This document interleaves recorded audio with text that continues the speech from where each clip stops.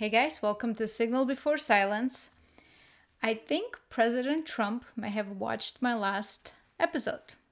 Check this out. This is what I said in my last episode, and maybe we'll just recalculate and even if Trump comes out and says, "Hey, we won," and puts an end to it regardless whether we won or not, okay?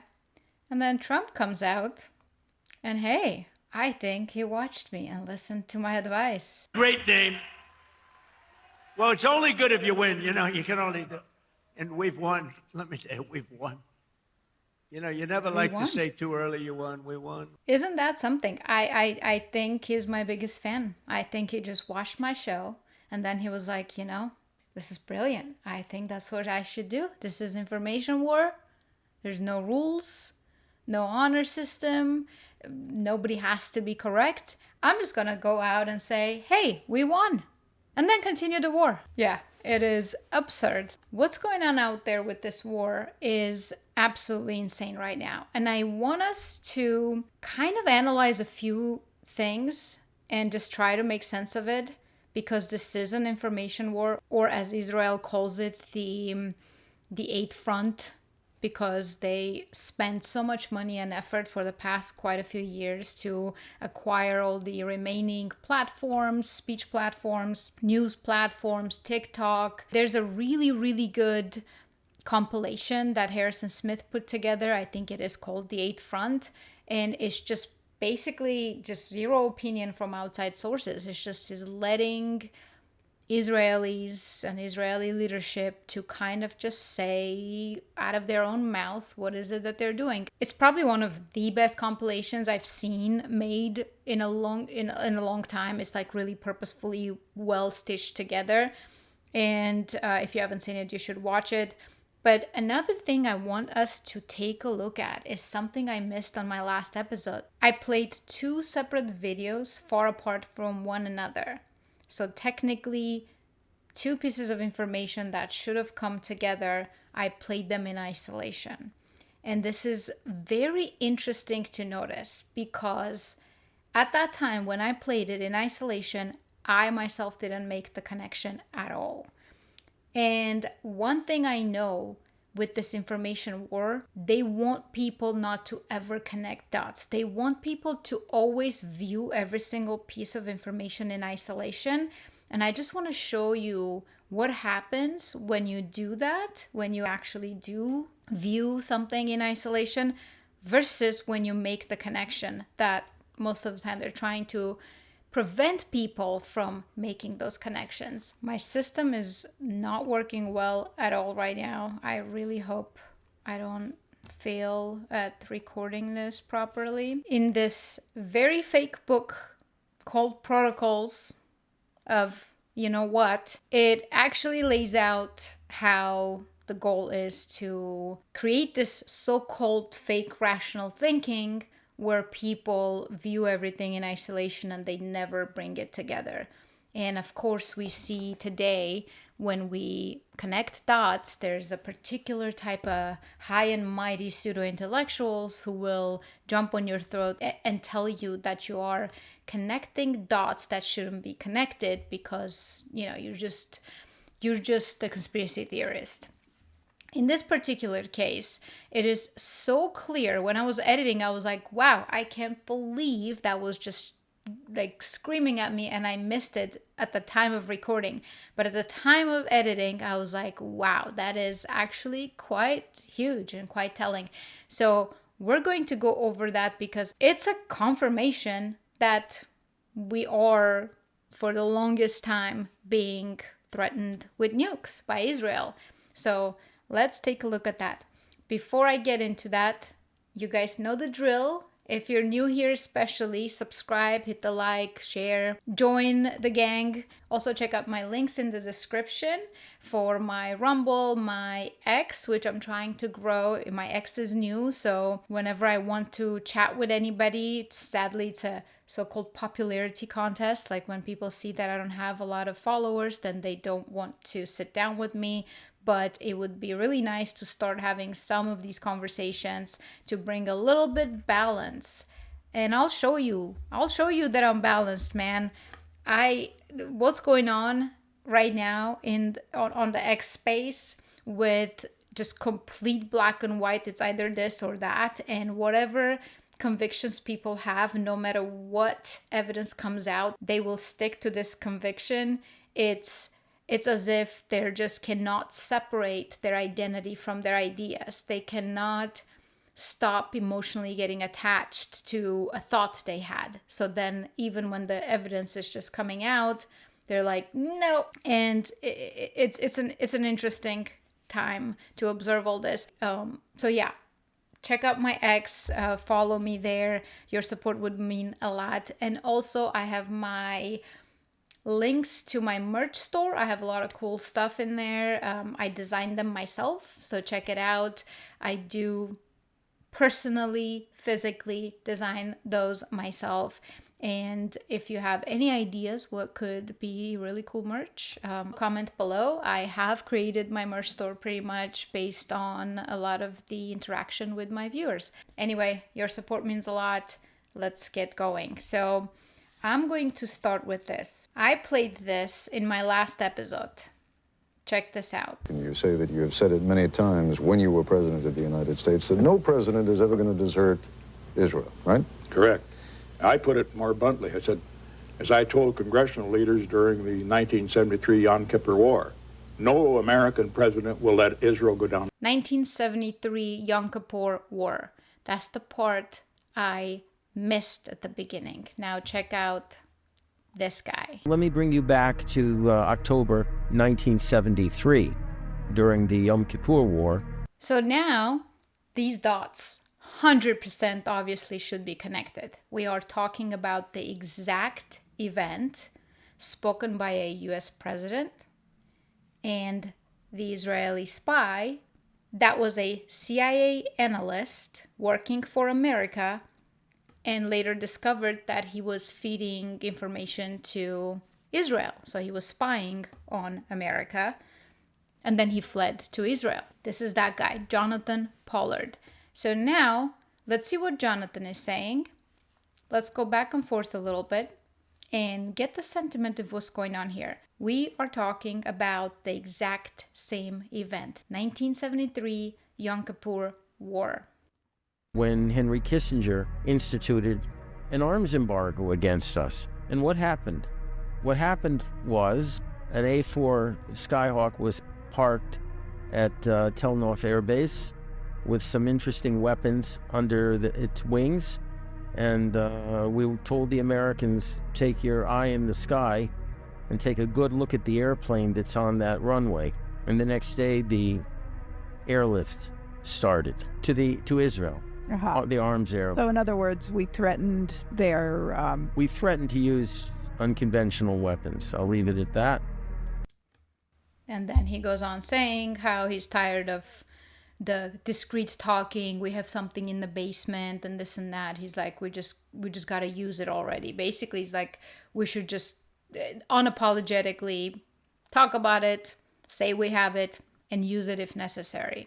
Of course, they deem just about anything an existential threat. So if you disagree with them on anything, the way these zygotes have been acting, it's almost like a white liberal feminist female in a relationship, from what I hear, at least from my male friends. Zero compromise, zero meeting in the middle. It's 100% what I want or else. And that's how they act. They act like a bitch, a very weak bitch. So what he just said is, during 1973 Yom Kippur War, we threatened the Americans with nukes. If they did that back then, likelihood they're not going to stop all of a sudden. However, let's hear a little more and analyze the full picture here. Yet in your book you make it clear at the same time that Israel really is not of any enormous strategic value to the United States anymore. That's correct. So why then would the United States continue to burden itself with huge loans, in some cases outright grants, to the Israelis, jeopardize possibly young American fighting men, when there is no strategic value involved, or little strategic Because the value. United States is concerned by more than strategic values. That's maybe a weakness, but it's the way we are. And there are moral issues involved here. We don't have an alliance with Israel, as you know. They're not an ally of the United States. He could be someone who, let's say, believes what he's saying, or he could be someone with the type of language I'm hearing that he can't say fully what he wants to say, but it's in there regardless. I usually don't like reading in between the lines. I take things at face value, but at face value, we know that America in 1973 was threatened by nukes. As Jonathan Pollard, who was an ex-CIA analyst, just stated. Then this guy is talking about the fact that Israel is not a strategic ally, not an ally at all on paper, even though we just keep calling it our greatest ally. We literally keep calling Israel our ally when it's not an ally, and it has never been. And then he's saying that there's really no value other than it's moral and it's greater than. Okay, moral and greater than because the world might get nuked? Or when he throws in the Holocaust and how we owe to Jews, because something happened to them in decades ago, is that like something he actually believes? Now I want us to look at a couple more things. Check this out. In 1972, before that event, Nixon visits Iran, the Shah.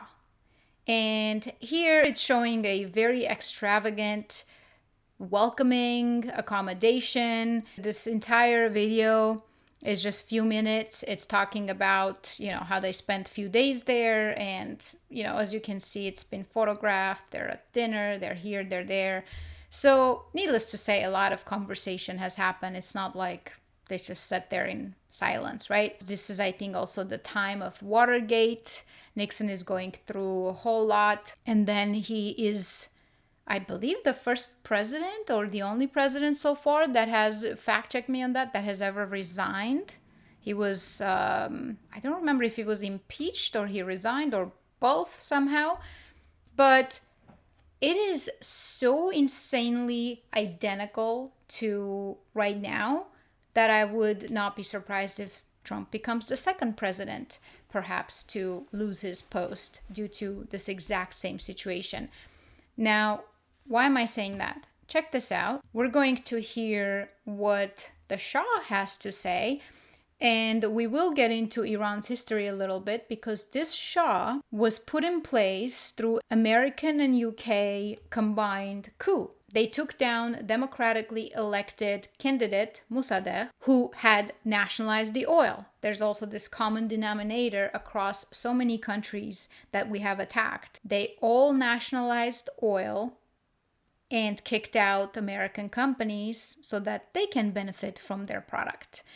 So here, this is what Shah has to say. I was going to add, even though UK and US had put the Shah in place, and Shah was overall friendly with, of course, the West, it seems to me, based on my own read, that he got very used to the power, and he liked the power, and he was actually pretty ruthless, and he slowly started to crafting his own rules. And also he did not undo the naturalization of the oil. This is 1976, few years after Nixon's visit, few years after Yom Kippur War, and of course, a few years after Nixon resigned. The Shah is committed to a secure state of Israel, but he insists the Israelis must give back the Arab lands they conquered in 1967, and he believes the Jewish lobby in the United States helps breed Israeli intransigence on that matter. This is quite important because a lot happened because of the suggestion that some of the Palestinian lands and some of the lands that Israel was occupying needs to go back to them. And then Egypt attacks.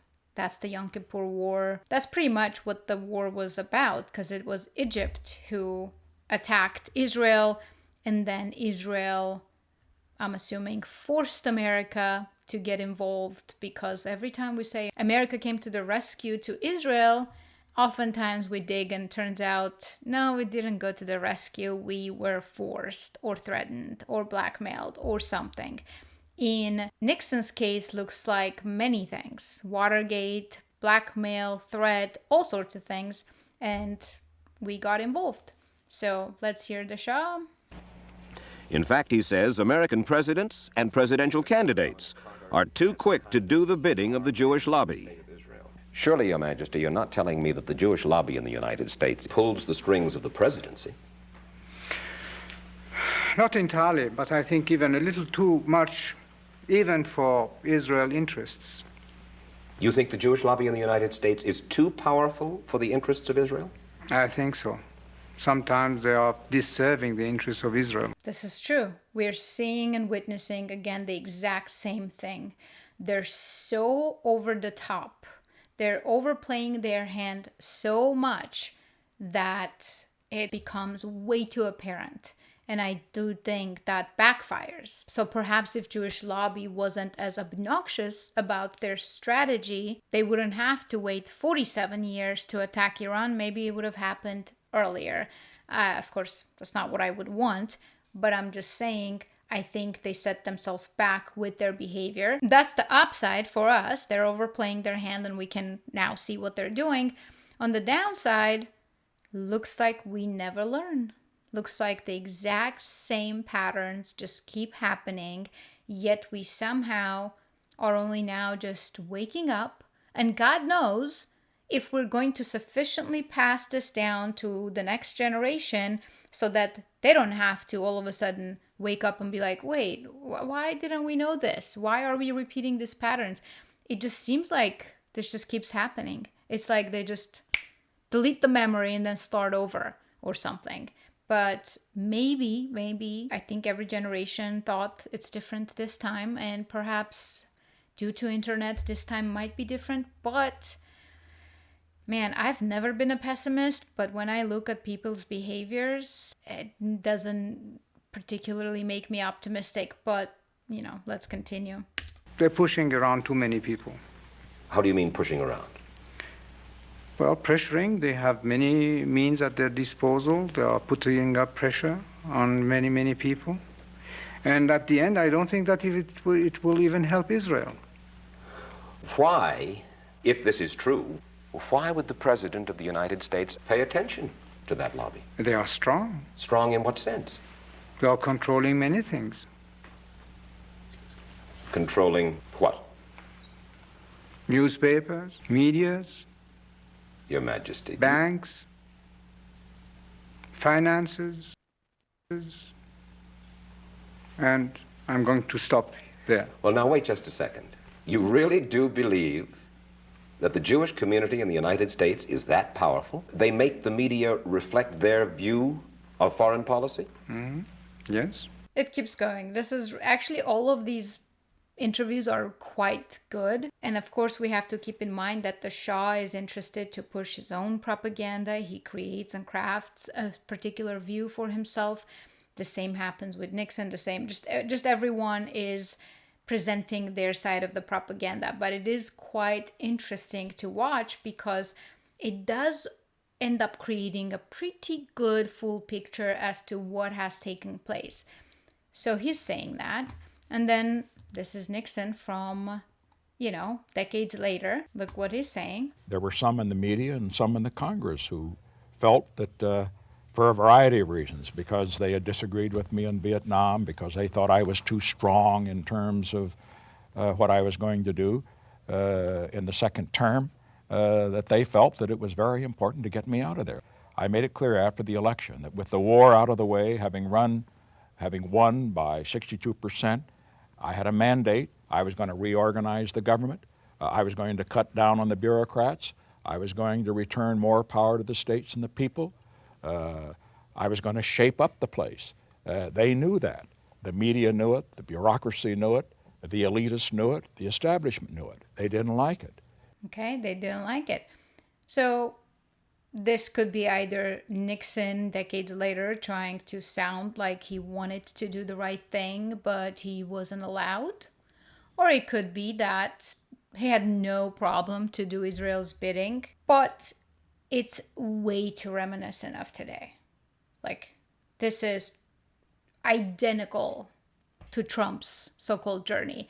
And again, same with Trump. We cannot 100% tell if he's completely all in with the zygotes or he is forced and pressured into something he doesn't want to do. But of course, he's a very high ego person. Hence, he's going to pretend like he's fine with it or this is his idea and he's enjoying it. But we are going to analyze a few things because Trump is not acting like Trump. He's either lost his mind, which I don't think, or he's being medicated, which is possible, or he's just completely on board doing all this. That's the part that doesn't quite sit well with me because I don't see it. There's just such a huge pattern shift, behavioral shift. As long as he's been on TV, which is a long time, he's very consistent. You can see his character, you can analyze him, and it's just very consistently the same person. This kind of shift cannot be just natural, and it cannot be that his entire life he acted so that in this moment this is what he does. That's also impossible. He's still a human being with his own ego, his own thoughts, and clearly he wants to be remembered a certain way. So this is a very, very unusual behavior. Here's Nixon continues. I think this is very important as well. The fact is that American Jews support Israel, and I understood that. And the fact is that every Jewish prime minister that I have known has enlisted American Jews to bring as much pressure as possible in the political process on American presidents. That's understandable. I don't object to it. Now, a president must not go along with it on occasion, because let me explain something about what is called the Jewish lobby in this country. In the first place, Jews, understandably in the United States, because of what happened in World War II, because of the Holocaust, are going to put first priority on the survival of Israel. Now, as good Americans as they are, they believe that America's survival and security is directly related to Israel's. In other words, their belief is that being for Israel first means that does not mean you're putting America second, because they think it goes together. An American president, however, has to approach it in a different way, in my opinion.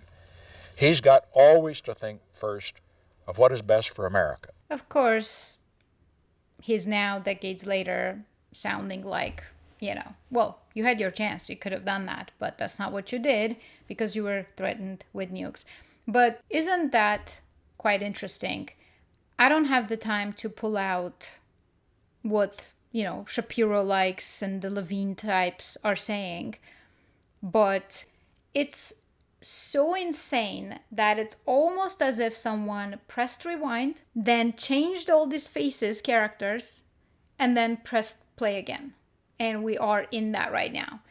Everything is just so insanely identical. So identical. My system is acting so strangely. I am having such a hard time recording this. Why are you doing that? When I was talking about patterns, for example, Trump, since the time we've been very suspicious that he's clearly doing Israel's bidding, which with Bibi Netanyahu coming and going to the White House, he has been posting these insanely lengthy and absurd tweets. Trump used to be a guy who would troll everybody with one-liners.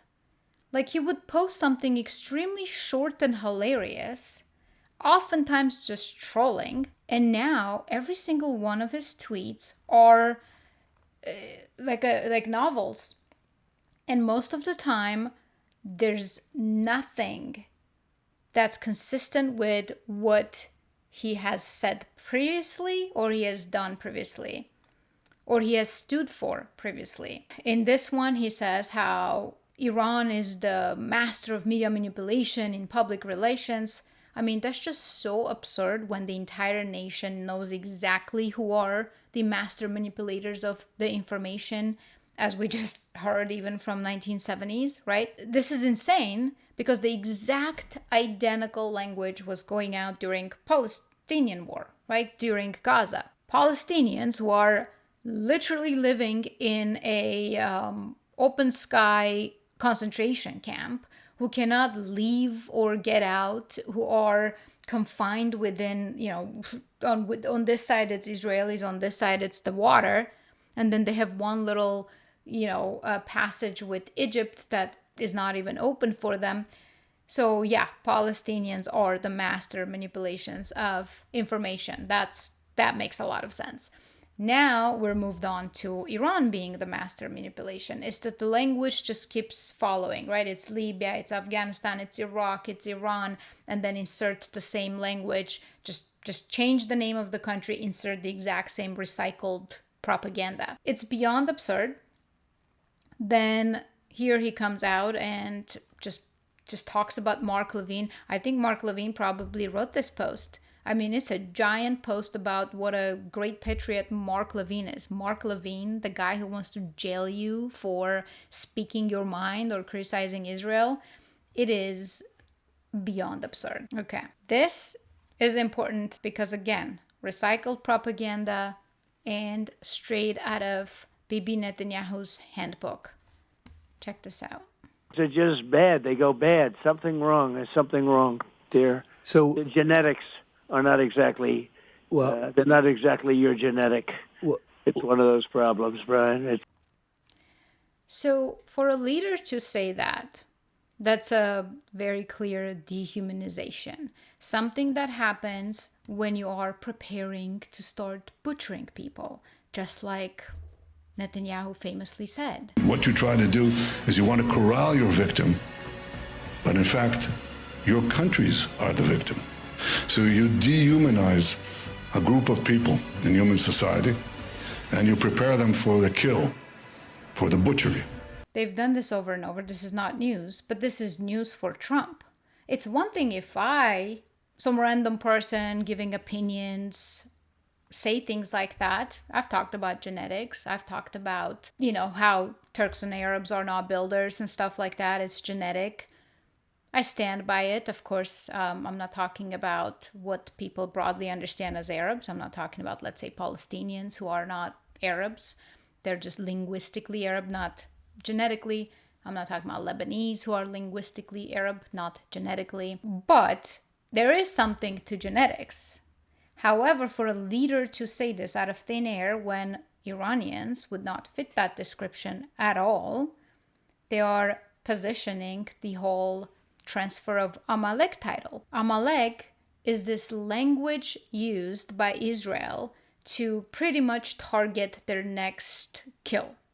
And that comes from the Old Testament with the, Talmudic translation that you should kill. Of course, the Old Testament does say that, but it's supposedly that it's saying specifically Israel should kill Amalek and their offspring, this tribe with their offsprings and even their animals, because you don't want to leave anyone alive, because obviously they will reproduce and multiply and then be a threat to you again. The first instance I can find is when in 10th century the Jewish rabbis identified Armenians as Amalek, and what followed was genocide after genocide, and that hasn't been finished yet, because Amalek title means you're going to finish them off.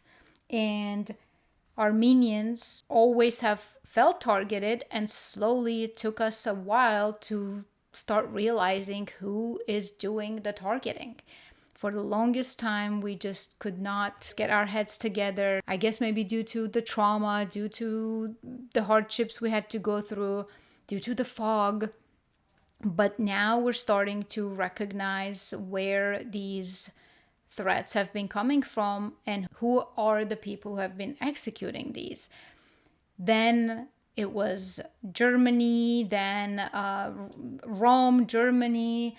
America is definitely, the whiteness is considered Amalek. Christianity is considered Amalek. Of course, we saw Palestinians be talked about as Amalek, and they openly talk like this, right? The soldiers have been caught singing Amalek or screaming Amalek and bombing, very similar to Muslims screaming Allahu Akbar and bombing, right? And then we have seen Bibi Netanyahu constantly using this language, Amalek, Messiah, so and so. Do I think that someone like Bibi Netanyahu gives a crap about the spiritual and religious aspect of things? I don't think so. I just think that's a perfect weapon for him to use for those Jews and for those people who are so inclined, right? It's just there's so much hierarchy. Do I think the Rothschilds, who founded Israel and who seem to be behind just about this entire Zygote project, we can call it a dynasty. This is the Rothschild dynasty's doing. They're behind Epstein. They're behind the banking systems. They've been behind World War I, World War II, and they continue. This is not over. They're behind the creation of Israel, as I said. And do I think that these ultra elites, this dynasty, is completely perverted and ideologically messed up, possibly satanic?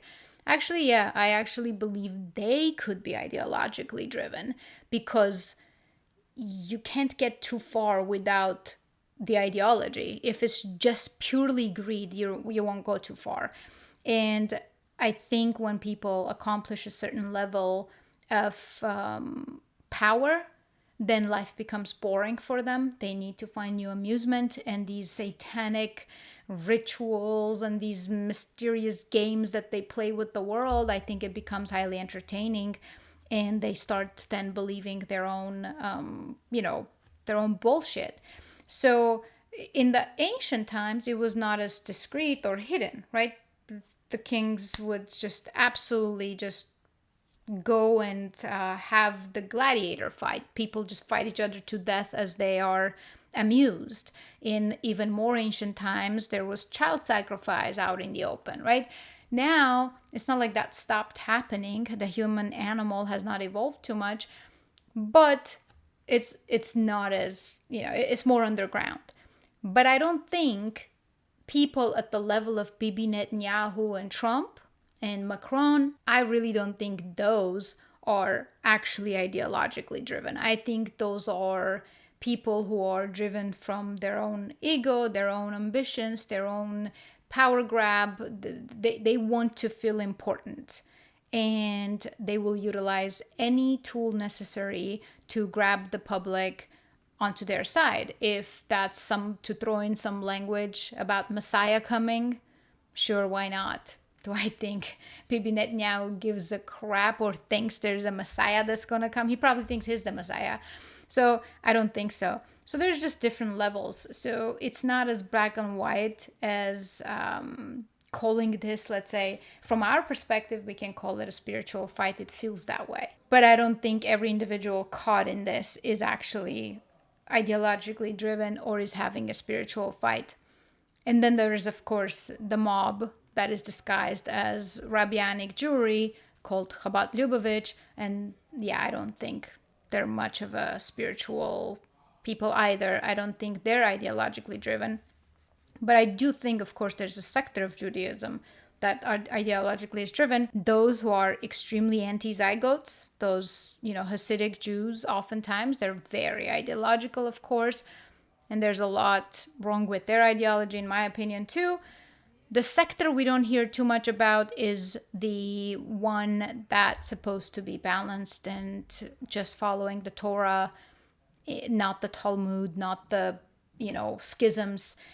But we don't hear much about them. So they either have died out, or there's just so few of them that we don't hear from them, or they're in agreement with the rest, or they just are ashamed and they're just being quiet. So it could be so many things. But either way, going back to this analysis, Trump's behavior has most certainly changed. He's gone from short, trolling, funny. Again, I'm considering the age, but this is too big of a shift. If anything, you should be set in your ways. Not all of a sudden completely change 180 at the age of 80. So then check out what has changed with Bibi Netanyahu's tweets also. If we look at Bibi Netanyahu's posts, which if only my system works, how does he post? He posts almost daily, multiple times a day sometimes. And if he ever skips a day, it's just skipping a day. I've never seen him skip many days. So let's go from here. March 1.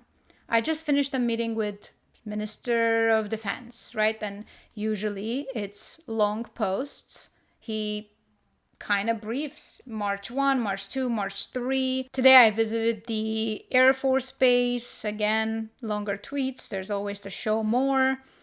And we go on, March 3, March 3. Today I visited the hospital. Today I visited Air Force Base again, March 5. March 5, March 7. So he skipped a day. March 7, our rhetoric fighters jet tonight, blah, blah. Show more. He writes. He's not a one-liner. The blood libel known as the whatever. So he gives a little bit of a, speech there. And then he comes out with a couple of very interesting videos. One where he straight out says the Messiah is coming. It might not be next Thursday, but it is coming, which, again, I don't think he believes what he's saying, but he's capturing those Jews who want to hear that. And, of course, those people and Christians who are like, see, this is all and only about spirituality. But yeah, I don't think there's a spiritual bone in this person's body. And we also do not know where this person's body might be right now, okay? So there's this entire thing going where people all of a sudden noticed that after March 13, he didn't post for a day, which is okay. But with the March 13 post, people were already kind of rumors going around that this might be an AI video. People are pointing at hand gestures, talking about something wrong with his fingers. But of course, if you're in a dark place with the camera rolling, depends on your aperture and settings. Like, see how I paused and his hand is completely blurred? That happens with movements. Actually, camera doesn't capture the movements perfectly unless it's broad daylight and the highest resolution. So people were pointing to there's a sixth finger, which there isn't. It's a shadow and a fold. There's nothing wrong with the hands per se. Doesn't mean it's not an AI video, but there's nothing wrong with the fingers. So if it's an AI video, it's a really well done one. It's very realistic. However, what struck me a little bit odd is his speech, right? For one, he's talking about Messiah coming. That's fine. He's done this kind of bizarre propaganda before. But he also is almost sounding excited and talking about how we're winning and we're going to be not only a superpower in the Middle East, but potentially a global superpower. Now, I found that to be odd. Not that zygotes don't say the craziest shit out loud, but how do you think it's going to go if you as a leader come out and declare that you're so close to being a global superpower when the global superpower is supposedly aiding you in the war? A war that you could never win without forcing the hand of that global superpower, USA. If I'm Trump and I'm truly forced into this, like that is the scenario, let's say, I was wanting to negotiate, but I'm forced into this, I would take out Bibi. I would use that precision technology we have that we use to take out Maduro and Ayatollah, and I would collude with the Iranians and take out Bibi. And the Iranians would happily take credit for it. Then we would sit down and strike a deal that would work for both parties to actually reach peace. That's what I would do. Easier said than done, because everyone at his ear is a foreign spy. So I don't know how he would manage to do that, but that would be a good move by Trump if he's into this situation because he was forced and rushed into war. Take a page out of Israeli's book and, give them a little bit of taste of their own medicine. That's what I would do. So that's a little odd. I thought that was an odd speech and kind of reserved the thing that this could be AI. It was, what a bizarre speech. But again, this guy has said so many insane things out loud. So I was like, okay, pass. Date March 13. The rumors keep going crazy. Where's Bibi? Why isn't he addressing people the way he normally addresses? And then this comes out. This is his profile, right? He drops this video where he goes to a coffee shop and, just shows that he's alive. He has 5 fingers, all is good. Okay. The coffee shop video, people started zooming in, analyzing. There's something wrong with the foam of the coffee. It doesn't follow gravity, the laws of physics and this and that. I could debunk every single one of those. Again, that doesn't mean this is not an AI video. It's just the criticism was not logical. It was people trying to confirm their biases, to confirm whatever they already had in mind.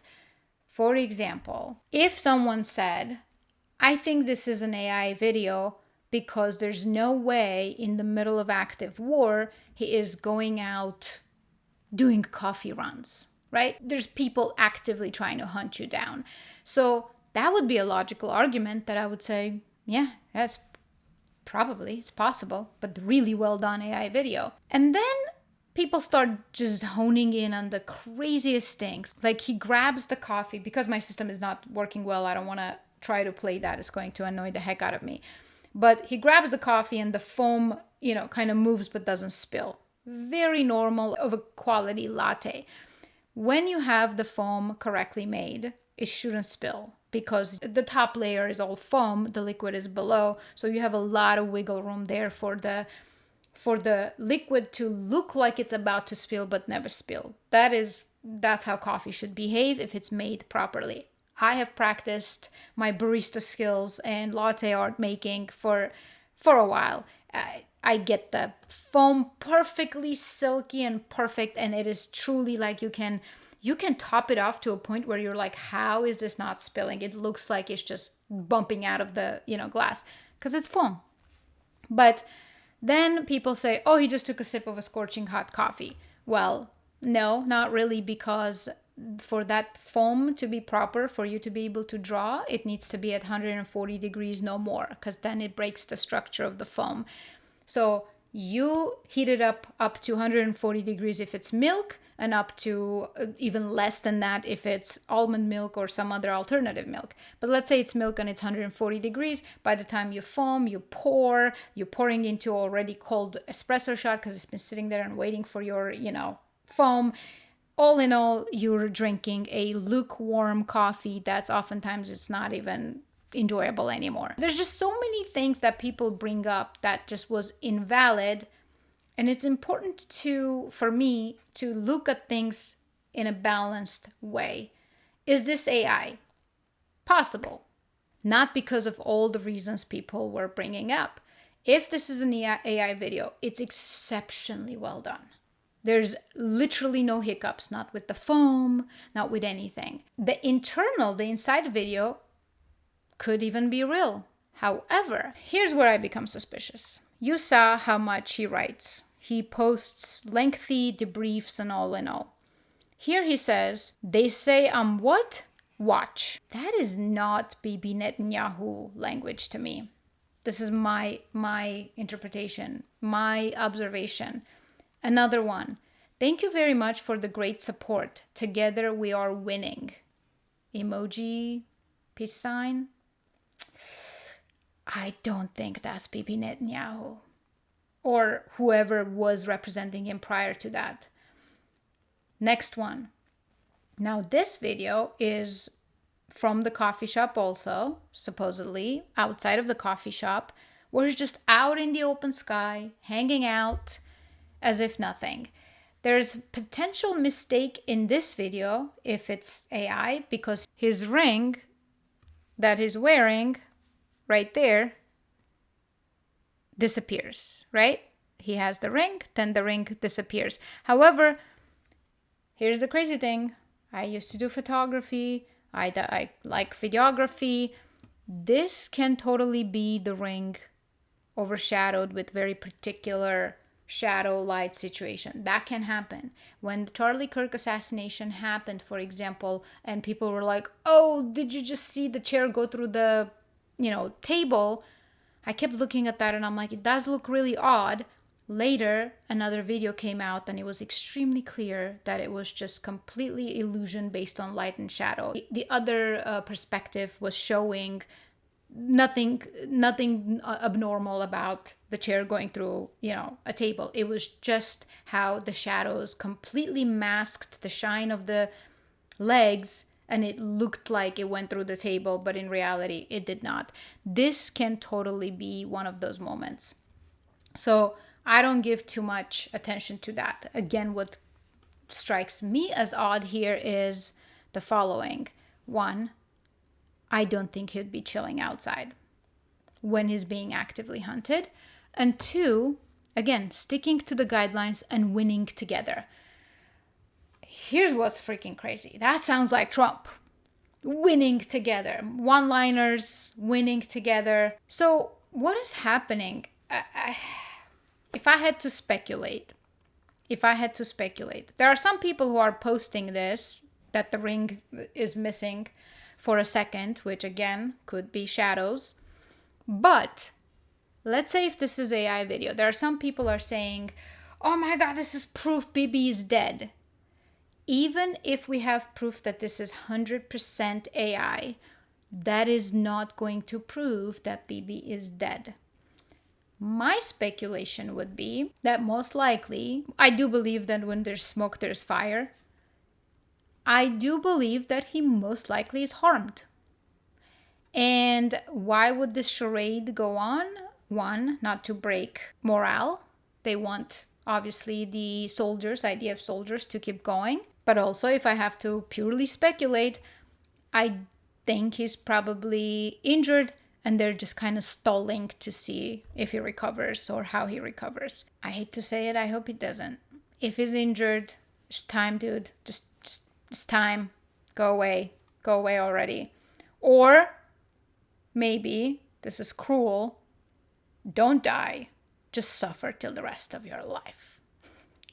So bad. Yeah, I don't want, I would like to see this reptile go away from public eye and ear and just altogether, just disappear, please. But again, even if this video is 100% AI, that does not confirm that he's dead, sadly. So yeah, what happened is Bibi Netanyahu, who's lengthy, I just realized, guys, that all of the things I've been scrolling and showing, you are not seeing. I don't know what happened. There's no way I can record all that again. I'm just going to quickly show you, I guess, this is the video. Oh my goodness. Okay, very quickly. I was just showing how he always posts very lengthy stuff with the see more, right? You can click and there's always more information. It's lengthy. He posts lengthy posts. And then all of a sudden, as you come to the last few days, it's just one-liners and completely out of character. They say on what? Watch. Or, thank you very much for the great support. Together we are winning. Very Trump-esque language. Sticking to the guidelines and winning together. Okay. This is not Bibi Netanyahu posting or approved by Bibi Netanyahu. This is, people are stalling. That's what it sounds like to me. It's they're stalling to see what they can do. And whether he recovers or not is my speculation. I'm assuming if he's dead entirely, I don't know why they would be trying to stall. Maybe that means if he's dead, I think it's a matter of time that this war ends.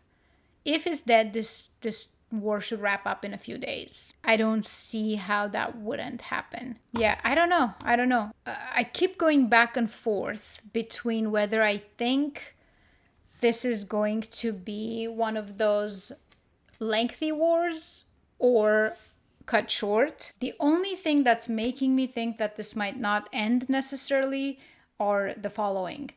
I do think we after all this, we have to probably try and secure the oil. That's at least. Otherwise, I don't know how America can save face. Not that that's saving face, but technically that will be a win. But also it's because of this push of boots on the ground. The push with boots on the ground has been happening for a while, and we saw on social media this explosion of basically FBI warns that Iran is going to attack California and all this insanity, just illogical. If it's by missiles, they don't have long range enough missiles to literally cross over the ocean and hit America. That's just not a thing. Then the next, they said they're going to basically sail through the ocean and then get to the coast and bomb, with drones and all this insanity, which is like, okay, if you know they're coming, then just take them out. Like, why would you? This is just illogical. And all in all, there's no potential delusion that can happen by Iranians thinking that they can actually physically attack American soil. Like, that's just absurd. So, of course, everyone unanimously basically thought this is false flag. They're preparing a false flag attack to terrorize Americans to send boots on the ground. The boots on the ground part has been circulating constantly. Trump has talked about it. Many have been talking about it, and every single piece of propaganda seems to go that direction, where we are just possibly thinking to put boots on the ground. If we do that, I would imagine then it will not be ending anytime soon. But at the same time, I don't know how long America can continue. I don't think this can go on long. So it might not be a few days, it might not be, it might be a few more weeks, I don't know. But I really hope we don't actually send troops, because then that's gonna turn into yet another never-ending war, I think. I just don't see a clear-cut objective and a win. Technically, I guess, if you're thinking that you're going to put boots on the ground and take over the Strait of Hormuz, I still just don't see how that's possible. Iran is a huge country, It's a huge country. They're not going to just give it up. So we'll see what happens on that front. If Bibi is hurt, I'm hoping we're going to stop the war. But that's wishful thinking, because these people are psychopaths and they love war. War is money. I do think this war is not going well. Granted, we don't know what's going on at all, but I don't think this war is going well. I am hearing really conflicting stuff, right? Of course, Trump, the biggest propagandist, comes out constantly how we're winning, we're destroying, they're as good as dead, we won, all this stuff. Then we hear from Iran mocking and, just kind of giving their propaganda like they're the tough guys and they're doing perfectly fine. I talk to people who have relatives in Iran and they talk to them every other day. Sometimes we hear that they're leveling Tehran, but then we also talk to people and they say, oh, they're just going to work, life as usual, and they're not in the center, so they're away from the bombs, still in Tehran, and just kind of secure enough to just go to work and go home. And does that mean there's just not enough bombing? It's really hard to understand the dynamic. Totally pulled a Baron Coleman when I did not share the screen while I was talking forever. So apologies for that. I hope you guys will forgive me. So basically, now we don't know if both Iran's leader, because there's also speculations that Iran's new leader is also maybe injured, maybe dead, maybe injured. I don't know, one way or the other. He's a younger kid who was not even prepped for this role. It's possible he doesn't want to show up. It's possible he is injured. It's possible that the Iranian regime doesn't want him to actually rule because he's not a supreme leader. He's not a spiritual leader, and Iran is actually a theocracy, right? It's a religious leadership. And then now we hear all this about Net&yahoo. We don't know if he's alive or dead or injured. And I just wonder if we'll get any proper news in the coming days. What has been fun on Twitter is, because I don't get emotionally attached to my views, when something comes out and it's 100% just illogical, emotionally driven argument, even by my side, people who usually take my side, I will correct them. And then all of a sudden, I'll see this interesting thing happening when I get cursed out by those who have the same views as me, because they don't even click on my profile to see what my views are. They just kind of assume that single post defines me. Then all of a sudden I get a bunch of Zionists, Zionist Jews following me. And then very quickly they realize, oh, nope, she's not pro us. And they just start unfollowing. It's been really hilarious to see this. And also tragic, to be honest, because I'm realizing that majority of people are emotional thinkers. If they jump to a conclusion early on, doesn't matter what evidence comes out. Does not matter. They stick to that conclusion as if their life depends on it. They conflate it with their identity. And it's also because it's by design. Like, those who want us to stop being able to think properly, they like that. They're the same people who unleash a propaganda to shame people who are wrong, right? Like, sometimes, God forbid, if somebody says something that they were mistaken, all of a sudden everybody will shame them and boast, oh my God, you were wrong on this and that. That's fine. Like, I have no problem to being wrong when I'm speculating. That's why it's called a speculation. You can be wrong. You can be wrong a lot. But people sometimes think that somehow they should either not speak or be 100% accurate. And then they stick to their convictions, even if their convictions, become debunked.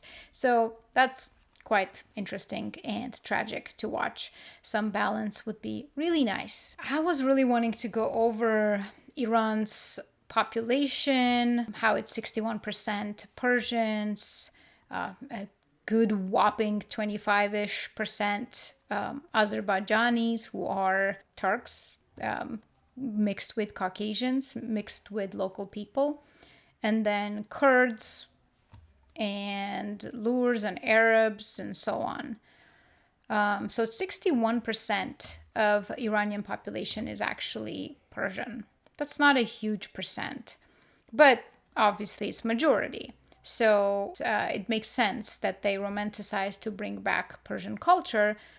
And I really was wanting to go over the history. And I think maybe next episode, what I'll do is I will not go over current events unless something insane happens. And we will dive down all the way to the very early history of Iran, because it's impossible to come to a sensible conclusion. It's my opinion. If you isolate and look solely, let's say, how the Shah was brought into place by UK first, and then, so 1921 or 1925, UK backs a coup and brings the first Shah, the Reza Pahlavi Shah, right? His name was Reza Khan, and then his Shah name is Reza Pahlavi. Pahlavi is the ancient Iranian text, so that becomes extremely interesting. Why what was their message there? And then a lot happens. Shah doesn't mean you're also the PM. You still have PMs and presidents and so on and so forth. So what happened then, right around 1940-41, they replaced this Shah, the first Shah, with his son, which is the guy we watched earlier in the video, which is also Pahlavi. Shah Reza Pahlavi. They all have the same name. So it's just always the same name with a little difference. Maybe one starts with Mohammed Reza Pahlavi and this Reza Pahlavi. But so now they exchange one Shah with the son, but the Shah doesn't have total control because there's also the PM. The PM nationalizes the oil, then they overthrow this PM and give complete power to the Shah. So he becomes the ultimate power. He's calling the shots. All the way until they overthrow him and the Islamic rule comes about. I haven't seen evidence for this, but I'm very suspicious whether US had something to do with overthrowing the Shah, also the very Shah they put in place, because I think that Shah saw the power and started kind of creating his own rules and not playing by the US rules. And it's very possible that then US decided to start, creating revolutions around it. So that's my opinion. I haven't yet seen much evidence for that, but the new history is less interesting to me, so sometimes I don't know the details as much as the older, more ancient history. Because if you isolate that, if I isolate those, I'd be like, okay, yeah, clearly US puts these guys in place, and then Iranian people actually want the Islamic regime, and so what's wrong with this, right? Iranian people back the Islamic regime. But that's not really accurate either. When you look at the full history, go all the way back and see what kind of battles have taken place, what kind of dynasties have ruled over Persia, what kind of various different races have come into play, like the Arabs and the Mongols and the Turks. So they all have had taken over Persians, and there's something extremely interesting, I think, happening to the Persian people now after centuries of, in a way, captivity, romanticizing about the past. And I think at some point they have woken up to start romanticizing the past. And I do think at some point, centuries later, that might happen to the Turks in Turkey. They will start realizing what their genetics are, and they will start realizing that they are proudly representing a face, a culture that has raped their ancestors. And I think they will start rebelling. But they will take centuries, because I'm drawing parallels with how long it has taken Persians to hardcore start opposing the Islamic regime. And of course there are Persians, I'm sure, who support it, because as we saw, that's it's pretty diverse. Iran is not homogenous, like Armenia is homogenous, for example. Iran is not homogenous. They have other nations living among them. I do think this will be very interesting to go over, and you might be surprised what my opinions might be. And I would be very curious to actually see what my Iranian viewers will teach us in the comments, because this is going to be my perspective from a viewer, right? Like a third party, completely detached. I am not emotionally attached to anything Persia, other than they've been our neighbors forever. And if anything, I should have beef with them because they've ruled over us many times. But I don't have beef with them, actually. That's one neighbor we don't have beef with, despite the Islamic regime, which I don't like. But yes, I think this will be a very interesting episode. This one, I really, really wanted to bring together those videos of Nixon and the Yom Kippur War and the Jonathan Pollard together, back to back, with recognizing the dates and how these are very connected events. They should not be viewed in isolation, like I did in my last video. And of course, then add on top the Shah and his interview. There's a lot more extremely interesting interviews from the Shah about the oil. And I wish I actually did have time to go over these oils, but in short, Venezuela, Libya, Afghanistan, Iraq, Iran, all of these countries share a very specific fate. The common denominator is the oil, nationalizing the oil, and also them speaking very aggressively against Israel and what Israel is doing. Maduro, apparently, who's a Sephardic Jew, okay? This is the interesting part. A lot of these leaders could be Jews themselves, but that doesn't mean that the Sephardic Jew wants to be subordinate to this Ashkenazi Jew. People are people. They're still going to fight for power. And Maduro has gone over the map of Pax Judaica, which is Israel's Greater Israel plan. And Armenians should look at that when there are, hardcore pro-Israel because that Pax Judaica includes Armenia, because they want to go past the Euphrates River and into Ukraine. So yeah, that is going to delete Armenia out of the way. And Eastern Turkey, which is Western Armenia, also would fall into Pax Judaica because that's where the Euphrates starts from. Yeah, it's very interesting. There's no time in the world to go over all of that. Okay, thank you guys for making it this far. I really appreciate you. For those who stay through and through, that helps me a lot. Views count, view hours count, because I'm still miraculously monetized, even though it's change, it's nothing. They still, pay some change, and it is based on the watch hours. So all of those who are supporting me on Rumble, if you were to simultaneously open a tab and watch me on YouTube, that would actually help me. That would be, in a way, putting a little change in my bank account. I feel so weird saying that, but it's true. And also, I would like you guys to head on to my merch store, which is probably the best way to support me, and see if you like any gear. These shirts are very soft, they're very comfortable. Majority of them are 100% cotton, some are mixed blends. But why am I... Okay, there we go. Anyway, head on to the shop, see if you like anything, see if you can support me in that way. This is the Ancient Christian Cross, which I really love, but it's not for everybody.